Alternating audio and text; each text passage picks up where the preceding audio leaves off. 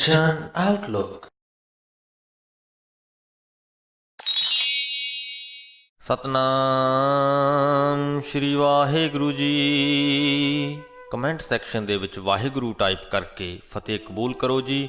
ਵਾਹਿਗੁਰੂ ਜੀ ਕਾ ਖਾਲਸਾ, ਵਾਹਿਗੁਰੂ ਜੀ ਕੀ ਫਤਿਹ। ਤੁਸੀਂ ਆਪਣੇ ਸੁਝਾਅ ਅਤੇ ਸਵਾਲ ਵੀ ਕਮੈਂਟ ਕਰ ਸਕਦੇ ਹੋ। ਤੁਹਾਡੇ ਸੁਝਾਵਾਂ ਦੇ ਉੱਤੇ ਕੰਮ ਕਰਨ ਦੀ ਅਤੇ ਤੁਹਾਡੇ ਸਵਾਲਾਂ ਦੇ ਛੇਤੀ ਤੋਂ ਛੇਤੀ ਜਵਾਬ ਦੇਣ ਦੀ ਪੂਰੀ ਕੋਸ਼ਿਸ਼ ਕੀਤੀ ਜਾਏਗੀ। ਅੱਜ ਸ੍ਰੀ ਗੁਰੂ ਗ੍ਰੰਥ ਸਾਹਿਬ ਜੀ ਦੇ 179ਵੇਂ ਅੰਗ ਦੀ ਬਾਣੀ ਦੀ ਵਿਆਖਿਆ ਕਰਦੇ ਹਾਂ ਜੀ। ਗੌੜੀ ਗੁਆਰਰੀ ਮਹਿਲਾ ਪੰਜਵਾਂ।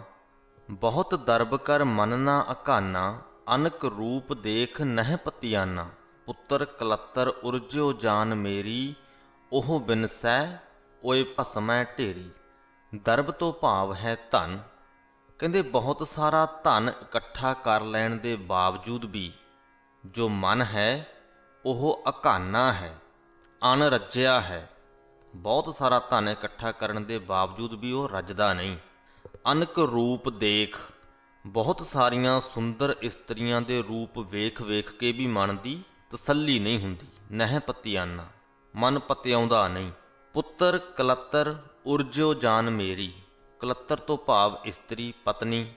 ਕਹਿੰਦੇ ਜੋ ਮੇਰੀ ਜਿੰਦ ਹੈ ਉਹ ਮੇਰੇ ਪੁੱਤਰ, ਮੇਰੀ ਇਸਤਰੀ ਦੇ ਵਿੱਚ ਹੀ ਉਲਝੀ ਹੋਈ ਹੈ। ਉਹਨਾਂ ਨੂੰ ਮੈਂ ਆਪਣੇ ਆਪਣੇ ਸਮਝਦਾ ਹਾਂ, ਮੇਰਾ ਮੇਰਾ ਕਰਦਾ ਹਾਂ ਕਿ ਇਹ ਮੇਰੀ ਇਸਤਰੀ ਹੈ, ਇਹ ਮੇਰਾ ਪੁੱਤਰ ਹੈ। ਉਹ ਵਿਨਸੈ ਓਏ ਭਸਮੈ ਢੇਰੀ।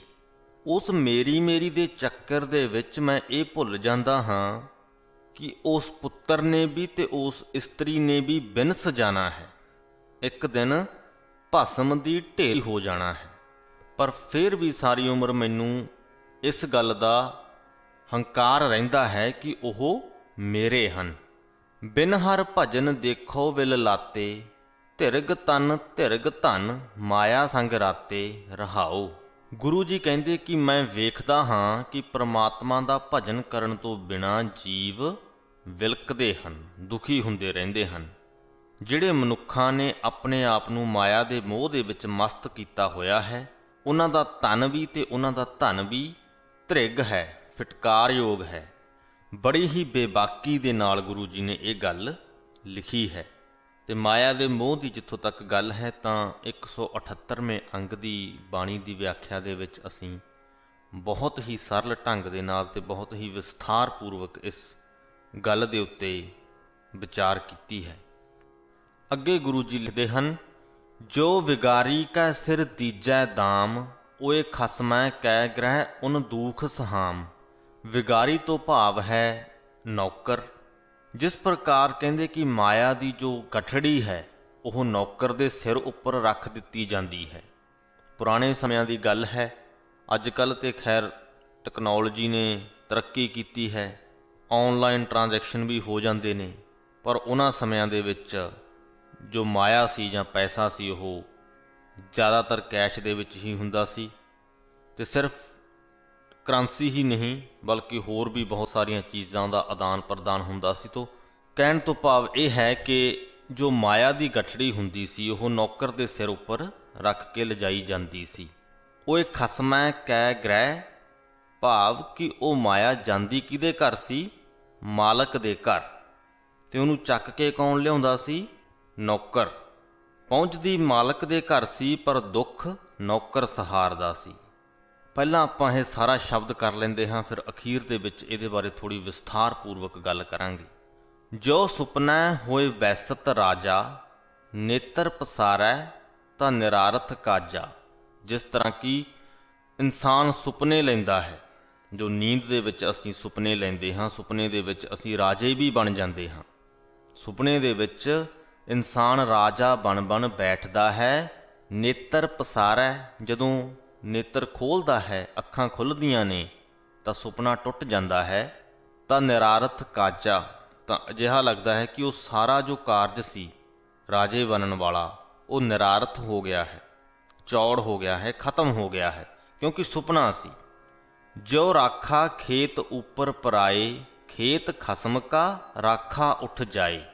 ਜਿਸ ਪ੍ਰਕਾਰ ਕੇ ਕਿਸੇ ਦੇ ਖੇਤ ਦੀ ਰਾਖੀ ਲਈ ਰਾਖਾ ਰੱਖਿਆ ਜਾਂਦਾ ਹੈ, ਉਹ ਬਿਗਾਨੇ ਖੇਤ ਦੀ ਰਾਖੀ ਕਰਦਾ ਹੈ।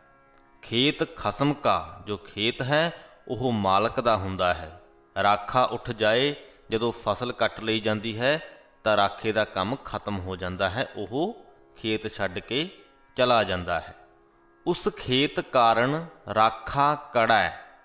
ਕੜਾ ਤੋਂ ਭਾਵ ਦੁੱਖ ਸਹਾਰਨਾ, ਦੁਖੀ ਹੋਣਾ, ਕਿਉਂਕਿ ਜੋ ਰਾਖਾ ਹੈ ਉਹਦੀ ਡਿਊਟੀ ਹੈ ਉਸ ਖੇਤ ਦੀ ਰਾਖੀ ਕਰਨੀ।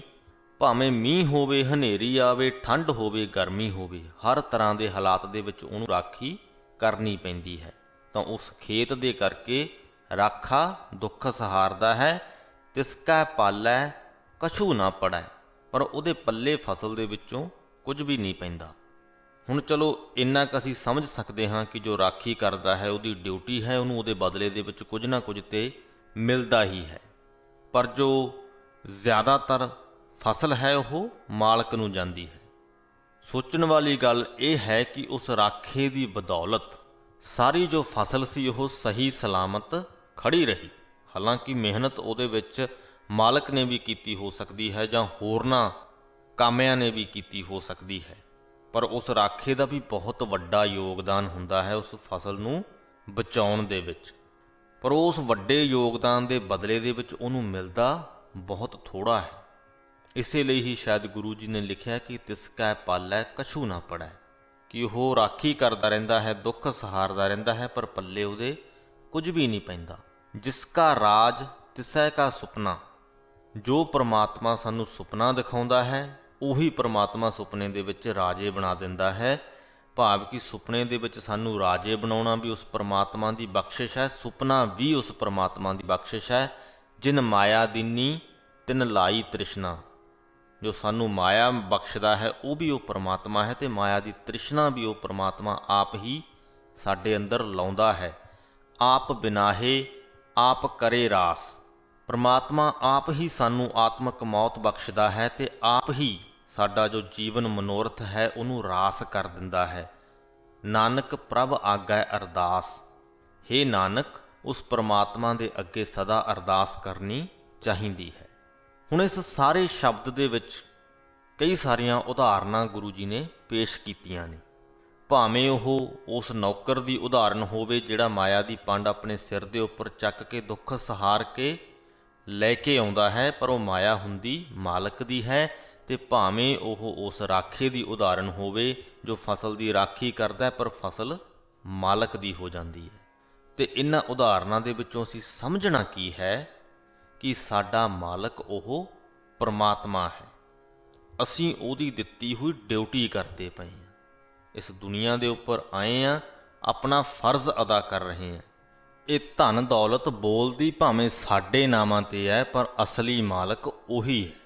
ਮੇਨ ਮਕਸਦ ਜੋ ਇਹਨਾਂ ਪੰਕਤੀਆਂ ਦਾ ਨਜ਼ਰ ਆਉਂਦਾ ਹੈ ਉਹ ਇਹ ਹੈ ਕਿ ਆਪਣੇ ਅੰਦਰੋਂ ਮੈਂ ਨੂੰ ਖਤਮ ਕਰੋ। ਇਹ ਨਾ ਸੋਚੋ ਕਿ ਮੈਂ ਮਾਲਕ ਹਾਂ। ਇਸ ਗੱਲ ਦਾ ਸਦਾ ਧਿਆਨ ਰੱਖੋ ਕਿ ਮਾਲਕ ਉਹ ਪਰਮਾਤਮਾ ਹੈ, ਅਸੀਂ ਉਹਦੇ ਨੌਕਰ ਹਾਂ, ਅਸੀਂ ਉਹਦੇ ਰਹਿਮੋ ਕਰਮ 'ਤੇ ਹਾਂ।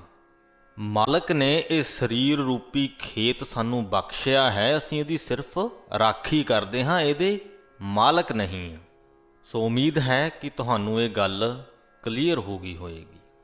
ਹੁਣ ਅੱਗੇ ਵੱਧਦੇ ਹਾਂ। ਗੌੜੀ ਗੁਆਰਰੀ ਮਹਿਲਾ ਪੰਜਵਾਂ। ਬਹੁ ਰੰਗ ਮਾਇਆ ਬਹੁ ਵਿਦ ਪੇਖੀ, ਕਲਮ ਕਾਗਦ ਸਿਆਨਪ ਲੇਖੀ। ਮਹਿਰ ਮਲੂਕ ਹੋਏ ਦੇਖਿਆ ਖਾਨ, ਤਾਤੇ ਨਾਹੀ ਮਨ ਤ੍ਰਿਪਤਾਨ। ਗੁਰੂ ਜੀ ਕਹਿੰਦੇ ਕਿ ਮੈਂ ਬਹੁਤ ਰੰਗਾਂ ਵਾਲੀ ਮਾਇਆ ਕਈ ਤਰੀਕਿਆਂ ਦੇ ਨਾਲ ਮੋਹਦੀ ਵੇਖੀ ਹੈ।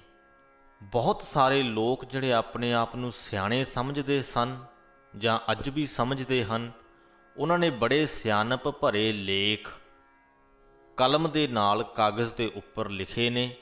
ਬਹੁਤ ਸਾਰੇ ਜੋ ਲੋਕ ਨੇ ਉਹ ਮਹਿਰ ਮਲੂਕ, ਮਹਿਰ ਤੋਂ ਭਾਵ ਚੌਧਰੀ, ਮਲੂਕ ਤੋਂ ਭਾਵ ਬਾਦਸ਼ਾਹ, ਸੁਲਤਾਨ ਖਾਨ ਵਾਂਗ ਚੌਧਰੀ ਬਾਦਸ਼ਾਹ ਬਣ ਕੇ ਵੇਖ ਲਿਆ ਬਹੁਤੇ ਲੋਕਾਂ ਨੇ, ਪਰ ਫਿਰ ਵੀ ਤਾਤੇ ਨਾਹੀ ਮਨ ਤ੍ਰਿਪਤਾਨ, ਮਨ ਤ੍ਰਿਪਤ ਨਹੀਂ ਹੋਇਆ।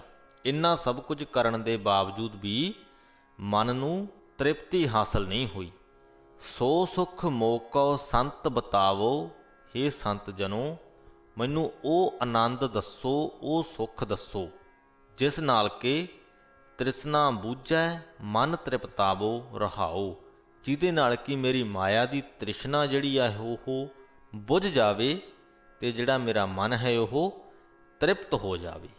ਇਹ ਜੋ ਦੁਨਿਆਵੀ ਚੀਜ਼ਾਂ ਨੇ ਇਹ ਸਾਨੂੰ ਕਦੇ ਵੀ ਪੂਰਨ ਤ੍ਰਿਪਤੀ ਨਹੀਂ ਬਖਸ਼ਦੀਆਂ। ਕੁਝ ਚਿਰ ਦੇ ਲਈ ਸਾਨੂੰ ਉਹ ਚੀਜ਼ਾਂ ਖੁਸ਼ੀ ਬਖਸ਼ਦੀਆਂ ਨੇ, ਪਰ ਉਸ ਖੁਸ਼ੀ ਦੇ ਦੌਰਾਨ ਵੀ ਇੱਕ ਜੋ ਪੂਰਨ ਤ੍ਰਿਪਤਤਾ ਦੀ ਸਥਿਤੀ ਹੈ ਅਸੀਂ ਉਹ ਹਾਸਲ ਨਹੀਂ ਕਰ ਪਾਉਂਦੇ। ਮਨ ਸਾਡਾ ਕਿਤੇ ਨਾ ਕਿਤੇ ਹੋਰਨਾਂ ਪਾਸੇ ਭਟਕਦਾ ਹੀ ਰਹਿੰਦਾ ਹੈ। ਜੋ ਅਸਲੀ ਤ੍ਰਿਪਤੀ ਹੈ ਪ੍ਰਮਾਤਮਾ ਦੇ ਗੁਣਗਾਨ ਦੇ ਵਿੱਚ ਹੀ ਹਾਸਲ ਹੁੰਦੀ ਹੈ। ਮੇਰਾ ਖੁਦ ਦਾ ਇਹ ਐਕਸਪੀਰੀਅੰਸ ਹੈ, ਅਨੁਭਵ ਹੈ, ਉਹ ਇਹੀ ਹੈ ਕਿ ਮਨ ਸਭ ਤੋਂ ਜ਼ਿਆਦਾ ਸ਼ਾਂਤ ਅਤੇ ਸਥਿਰ ਉਸ ਵਕਤ ਹੁੰਦਾ ਹੈ ਜਦੋਂ ਸ੍ਰੀ ਗੁਰੂ ਗ੍ਰੰਥ ਸਾਹਿਬ ਜੀ ਦੇ ਵਿੱਚ ਦਰਜ ਸ਼ਬਦਾਂ ਦਾ ਗਾਇਨ ਕਰਦੇ ਹਾਂ। ਸ਼ਬਦਾਂ ਦਾ ਗਾਇਨ ਕਰਦੇ ਹੋਏ ਸਭ ਕੁਝ ਭੁੱਲ ਜਾਂਦਾ ਹੈ। ਇੱਕ ਅਤਿਅੰਤ ਹੀ ਆਨੰਦਮਈ ਸਥਿਤੀ ਉਹ ਹੁੰਦੀ ਹੈ ਮਨ ਦੀ। ਅਜਿਹੀ ਮੈਡੀਟੇਸ਼ਨ ਜਿਹੜੀ ਹੋਰ ਕਿਤੇ ਮੈਨੂੰ ਤੇ ਹਾਸਲ ਨਹੀਂ ਹੋਈ, ਸਾਧ ਸੰਗਤ ਨੂੰ ਕਿਤੇ ਹਾਸਲ ਹੋਈ ਹੋਵੇ ਤੇ ਮੈਂ ਕਹਿ ਨਹੀਂ ਸਕਦਾ, ਪਰ ਮੇਰਾ ਜੋ ਨਿੱਜੀ ਅਨੁਭਵ ਹੈ ਉਹ ਇਹੀ ਰਿਹਾ ਹੈ ਕਿ ਜਦੋਂ ਸ਼ਬਦ ਗਾਇਨ ਕਰਦੇ ਹਾਂ ਤਾਂ ਉਸ ਵਕਤ ਜੋ ਆਨੰਦ ਆਉਂਦਾ ਹੈ ਉਹ ਹੋਰ ਕਿਸੇ ਵੀ ਕਾਰਜ ਦੇ ਵਿੱਚੋਂ ਨਹੀਂ ਆਉਂਦਾ। ਅਸ ਪਵਨ ਹਸਤ ਅਸਵਾਰੀ, ਚੋਆ ਚੰਦਨ ਸੇਜ ਸੁੰਦਰ ਨਾਰੀ। ਅਸ ਤੋਂ ਭਾਵ ਘੋੜਾ, ਹਸਤ ਤੋਂ ਭਾਵ ਹਾਥੀ, ਪਵਨ ਤੋਂ ਭਾਵ ਹਵਾ। ਹਵਾ ਦੇ ਸਮਾਨ ਤੇਜ਼ ਦੌੜਨ ਵਾਲੇ ਘੋੜੇ ਅਤੇ ਹਾਥੀਆਂ ਦੀ ਸਵਾਰੀ ਵੀ ਕਰ ਲਈ। ਚੋਆ ਤੋਂ ਭਾਵ ਇਤਰ, ਬੜੀਆਂ ਹੀ ਖੂਬਸੂਰਤ ਖੁਸ਼ਬੂਆਂ ਵਾਲੇ ਇਤਰ ਵਰਤ ਕੇ ਵੇਖ ਲਏ, ਚੰਦਨ ਵਰਤ ਕੇ ਦੇਖ ਲਿਆ। ਸੁੰਦਰ ਇਸਤਰੀਆਂ ਦੀ ਸੇਜ ਮਾਣ ਕੇ ਵੇਖ ਲਈ। ਨਟ ਨਾਟਕ ਆਖਾਰੇ ਗਾਇਆ, ਨਟਾਂ ਦੇ ਨਾਟਕ ਦੇਖ ਲਏ। ਜਿਸ ਤਰ੍ਹਾਂ ਕਿ ਅੱਜ ਦੇ ਯੁੱਗ ਦੇ ਵਿੱਚ ਜੇਕਰ ਅਸੀਂ ਗੱਲ ਕਰੀਏ ਤਾਂ ਇਹਨਾਂ ਨਾਟਕਾਂ ਦਾ ਰੂਪਾਂਤਰਨ ਹੈ ਜੋ ਅਸੀਂ ਟੈਲੀਵਿਜ਼ਨ ਦੇ ਉੱਤੇ ਜਾਂ ਸਿਨੇਮਿਆਂ ਦੇ ਵਿੱਚ ਜਾ ਕੇ ਅਸੀਂ ਫਿਲਮਾਂ ਤੇ ਸੀਰੀਅਲ ਵੇਖਦੇ ਹਾਂ। ਅਖਾਰੇ ਗਾਇਆ, ਗੀਤ ਗਾਉਂਦਿਆਂ ਨੂੰ ਸੁਣ ਲਿਆ, ਜੋ ਅੱਜ ਕੱਲ੍ਹ ਵੀ ਅਸੀਂ ਗੀਤ ਸੁਣਦੇ ਹਾਂ। ਇਹ ਸਾਰਾ ਕੁਝ ਕਰਕੇ ਵੀ ਗੁਰੂ ਜੀ ਕਹਿੰਦੇ ਤਾ ਮਹਿ ਮਨ ਸੰਤੋਖ ਨਾ ਪਾਇਆ। ਸਭ ਕੁਝ ਕਰਨ ਦੇ ਬਾਵਜੂਦ ਵੀ ਮਨ ਦੇ ਵਿੱਚ ਸੰਤੋਖ ਨਹੀਂ ਆਇਆ, ਸ਼ਾਂਤੀ ਨਹੀਂ ਮਹਿਸੂਸ ਹੋਈ। ਤਖਤ ਸਭਾ ਮੰਡਨ ਦੋ ਲੀਚੇ, ਸਗਲ ਮੇਵੇ ਸੁੰਦਰ ਬਾਗੀਚੇ। ਤਖਤਾਂ ਦੇ ਉੱਪਰ ਬੈਠ ਕੇ ਵੇਖ ਲਿਆ। ਮੰਡਨ ਤੋਂ ਭਾਵ ਸਜਾਵਟ, ਸਜਾਵਟੀ ਦਲੀਚੇ ਵਰਤ ਕੇ ਦੇਖ ਲਏ। ਹਰ ਪ੍ਰਕਾਰ ਦੇ ਮੇਵੇ ਖਾ ਕੇ ਵੇਖ ਲਏ। ਸੁੰਦਰ ਤੋਂ ਸੁੰਦਰ ਬਗੀਚਿਆਂ ਦੇ ਵਿੱਚ ਬੈਠ ਕੇ ਦੇਖ ਲਿਆ। ਆਖੇੜ ਬਿਰਤ ਰਾਜਨ ਕੀ ਲੀਲਾ, ਮਨ ਨਾ ਸੁਹੇਲਾ ਪਰ ਪੰਚ ਹੀਲਾ। ਆਖੇੜ ਬਿਰਤ ਤੋਂ ਭਾਵ ਸ਼ਿਕਾਰ ਖੇਡਣ ਦੀ ਰੁਚੀ। ਸ਼ਿਕਾਰ ਖੇਡਣ ਦੀ ਜੋ ਰੁਚੀ ਹੈ ਉਹਨੂੰ ਵੀ ਪੂਰਾ ਕਰਕੇ ਦੇਖ ਲਿਆ। ਰਾਜੇ ਮਹਾਰਾਜਿਆਂ ਵਾਲੀਆਂ ਖੇਡਾਂ ਵੀ ਖੇਡ ਕੇ ਦੇਖ ਲਈਆਂ, ਪਰ ਮਨ ਨਾ ਸੁਹੇਲਾ, ਮਨ ਸੁਖੀ ਨਹੀਂ ਹੋਇਆ। ਪਰ ਪੰਚ ਹੀਲਾ, ਇਹ ਸਾਰਾ ਕੁਝ ਪ੍ਰਚੰਡ ਹੀ ਜਾਪਿਆ। ਕਰ ਕਿਰਪਾ ਸੰਤਨ ਸੱਚ ਕਹਿਆ। ਤੇ ਫਿਰ ਇੱਕ ਦਿਨ ਸੰਤਾਂ ਨੇ ਮੇਰੇ ਉੱਪਰ ਕਿਰਪਾ ਕੀਤੀ ਤੇ ਮੈਨੂੰ ਸੱਚ ਦੱਸਿਆ। ਸਰਬ ਸੂਖ ਇਹੋ ਆਨੰਦ ਲਹਿਆ। ਹਰ ਪ੍ਰਕਾਰ ਦਾ ਸੁੱਖ ਤੇ ਆਨੰਦ ਇੱਥੋਂ ਪ੍ਰਾਪਤ ਹੁੰਦਾ ਹੈ। ਸਾਧ ਸੰਗ ਹਰ ਕੀਰਤਨ ਗਾਈਐ, ਕਹੋ ਨਾਨਕ ਵਡਭਾਗੀ ਪਾਈਐ। ਕਿ ਜਦੋਂ ਸਾਧ ਸੰਗਤ ਦੇ ਵਿੱਚ ਰਲ ਕੇ ਉਸ ਪਰਮਾਤਮਾ ਦਾ ਕੀਰਤਨ ਕਰਦੇ ਹਾਂ, ਉੱਥੇ ਹੀ ਹਰ ਪ੍ਰਕਾਰ ਦੇ ਸੁੱਖਾਂ ਦੀ ਪ੍ਰਾਪਤੀ ਤੇ ਆਨੰਦ ਦੀ ਪ੍ਰਾਪਤੀ ਹੁੰਦੀ ਹੈ। ਹੇ ਨਾਨਕ, ਇਹ ਆਖ ਕਿ ਇਹ ਜੋ ਸੁੱਖ ਹੈ ਇਹ ਵੱਡੇ ਭਾਗਾਂ ਵਾਲੇ ਇਨਸਾਨਾਂ ਨੂੰ ਹੀ ਹਾਸਲ ਹੁੰਦਾ ਹੈ। ਜਾ ਕੈ ਹਰ ਧਨ ਸੋਈ ਸੁਹੇਲਾ। ਸੁਖੀ ਉਹੀ ਹੈ ਜਿਹਦੇ ਹਿਰਦੇ ਦੇ ਵਿੱਚ ਪਰਮਾਤਮਾ ਦਾ ਨਾਮ ਧਨ ਵਸਦਾ ਹੈ। ਦੁਨਿਆਵੀ ਧਨ ਦੌਲਤਾਂ ਕਮਾਉਣ ਵਾਲੇ ਬੰਦੇ ਸੁਖੀ ਨਹੀਂ ਹੁੰਦੇ। ਉਹ ਜਿਨ੍ਹਾਂ ਕੋਲੇ ਧਨ ਦੌਲਤਾਂ ਨਹੀਂ ਨੇ ਉਹਨਾਂ ਨੂੰ ਲੱਗਦਾ ਹੈ ਕਿ ਜਿਹਦੇ ਕੋਲੇ ਹਨ ਉਹ ਸੁਖੀ ਨੇ, ਪਰ ਕਦੇ ਉਹਨਾਂ ਦੇ ਮਨਾਂ ਦੇ ਵਿੱਚ ਝਾਤੀ ਮਾਰ ਕੇ ਦੇਖਿਓ, ਤੁਹਾਡੇ ਨਾਲੋਂ ਜ਼ਿਆਦਾ ਵਿਚਲਤ ਉਹਨਾਂ ਦੇ ਮਨ ਨੇ। ਇਨਸਾਨ ਦੇ ਕੋਲ ਜਿੰਨਾ ਹੀ ਧਨ ਦੌਲਤ ਘੱਟ ਹੁੰਦੀ ਹੈ ਉਹਦਾ ਮਨ ਓਨਾ ਹੀ ਘੱਟ ਵਿਚਲਤ ਤੇ ਓਨਾ ਹੀ ਜ਼ਿਆਦਾ ਸ਼ਾਂਤਮਈ ਹੁੰਦਾ ਹੈ। ਜਿੰਨੀ ਧਨ ਦੌਲਤ ਜ਼ਿਆਦਾ ਵੱਧਦੀ ਜਾਂਦੀ ਹੈ ਬੰਦੇ ਦੇ ਅੰਦਰ ਹੰਕਾਰ ਓਨਾ ਹੀ ਵੱਧਦਾ ਜਾਂਦਾ ਹੈ ਤੇ ਮਨ ਵੀ ਓਨਾ ਹੀ ਵਿਚਲਤ ਹੁੰਦਾ ਜਾਂਦਾ ਹੈ। ਜਾ ਕੈ ਹਰ ਧਨ ਸੋਈ ਸੁਹੇਲਾ, ਪ੍ਰਭ ਕਿਰਪਾ ਤੇ ਸਾਧ ਸੰਗ ਮੇਲਾ। ਰਹਾਉ ਦੂਜਾ, ਜਿਹੜੇ ਦੇ ਹਿਰਦੇ ਦੇ ਵਿੱਚ ਉਸ ਪਰਮਾਤਮਾ ਦਾ ਨਾਮ ਧਨ ਵਸਦਾ ਹੈ ਉਹੀ ਸੁਖੀ ਹੈ।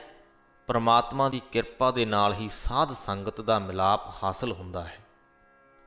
ਸੋ ਇਸ ਦੇ ਨਾਲ ਹੀ ਸ੍ਰੀ ਗੁਰੂ ਗ੍ਰੰਥ ਸਾਹਿਬ ਜੀ ਦੇ 179ਵੇਂ ਅੰਗ ਦੀ ਬਾਣੀ ਦੀ ਵਿਆਖਿਆ ਦੀ ਸਮਾਪਤੀ ਹੁੰਦੀ ਹੈ ਜੀ। ਅੱਜ ਦੀ ਬਾਣੀ ਦੇ ਵਿੱਚ ਹੀ ਬੜੀਆਂ ਹੀ ਪ੍ਰੈਕਟੀਕਲ ਗੱਲਾਂ ਸਾਨੂੰ ਸਮਝਣ ਨੂੰ ਮਿਲੀਆਂ। ਬੜੀਆਂ ਹੀ ਸਰਲ ਜਿਹੀਆਂ ਉਦਾਹਰਨਾਂ ਦੇ ਕੇ ਗੁਰੂ ਜੀ ਨੇ ਸਾਨੂੰ ਜ਼ਿੰਦਗੀ ਦੇ ਵਿੱਚ ਲਾਗੂ ਕਰਨ ਵਾਲੀਆਂ ਗੱਲਾਂ ਸਮਝਾਈਆਂ ਨੇ। ਹੁਣ ਇਹ ਸਾਡੇ 'ਤੇ ਹੈ, ਸਾਡੀ ਜ਼ਿੰਮੇਵਾਰੀ ਹੈ ਕਿ ਉਹਨਾਂ ਗੱਲਾਂ ਨੂੰ ਆਪਣੇ ਉੱਪਰ ਲਾਗੂ ਕਰੀਏ ਤੇ ਆਪਣੀਆਂ ਜ਼ਿੰਦਗੀਆਂ ਨੂੰ ਆਨੰਦਮਈ ਬਣਾਈਏ। ਇਸ ਗੁਜ਼ਾਰਿਸ਼ ਦੇ ਨਾਲ ਕਿ ਇਸ ਵੀਡੀਓ ਨੂੰ ਅੱਗੇ ਤੋਂ ਅੱਗੇ ਸ਼ੇਅਰ ਕਰਿਓ, ਲਾਈਕ ਕਰਿਓ, ਆਪਣੇ ਸੁਝਾਅ ਕਮੈਂਟ ਕਰਿਓ। ਫਤਿਹ ਬੁਲਾਉਂਦੇ ਹਾਂ ਜੀ। ਵਾਹਿਗੁਰੂ ਜੀ ਕਾ ਖਾਲਸਾ, ਵਾਹਿਗੁਰੂ ਜੀ ਕੀ ਫਤਿਹ।